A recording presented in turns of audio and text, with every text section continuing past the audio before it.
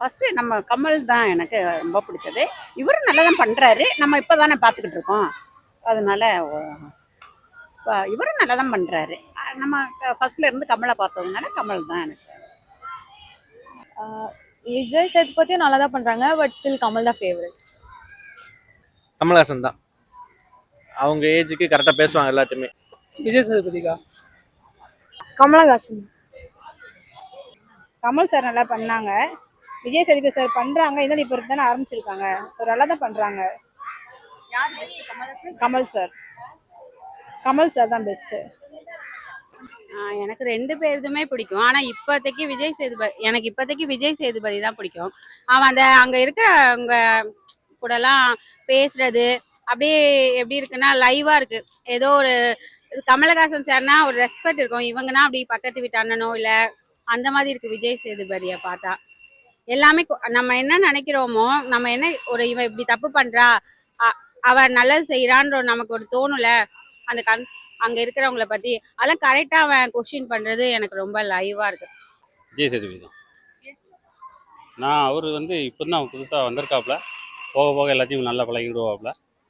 அது போக என்னென்னா அவங்க சொல்கிறது எல்லாமே அந்த உள்ள கஷ்டம் எல்லாருக்கும், அவங்களோட கஷ்டங்கள் எல்லாருக்கும் புரியுது.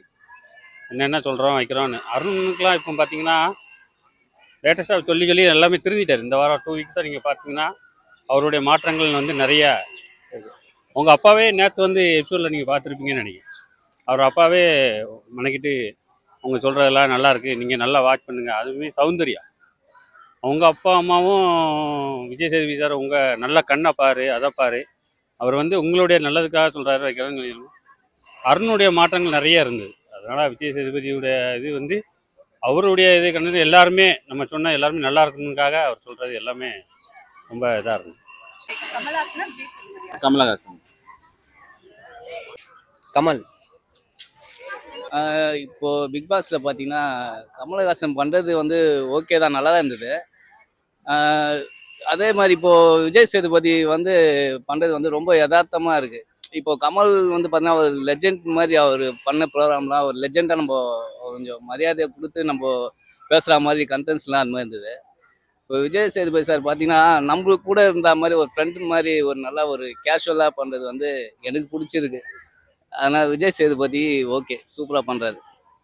விஜய் சேதுபதி ரொம்ப நல்லா இருக்கு. ஏதாவதுன்னா கமல் சும்மா சொல்லுவார் தவிர இந்த மாதிரி கலாய்க்க மாட்டார். விஜய் சேதுபதி பட்டுன்னு கலாய்ச்சிடா போல. கலாய்ச்சிட்டு போதும் நீங்கள் உட்காருங்க, பேசின வரைக்கும் போதும் அப்படின்னுறாரு. டக்கு டக்குன்னு சொல்லிடுறாரா, அது கொஞ்சம் நல்லா இருக்கு பார்க்க. கமலஹாசன். 2 பேருமே 2 ஸ்டைலில் நல்லா தான் பண்ணுறாங்க. பட் எனக்கு பர்சனல் ப்ரிஃபரன்ஸ் கமலஹாசன். கமலஹாசன்க்கா? சொல்லுங்க. எனக்கு விஜய் சேதுபதி தான் நல்லா பண்ணுற மாதிரி இருக்கு.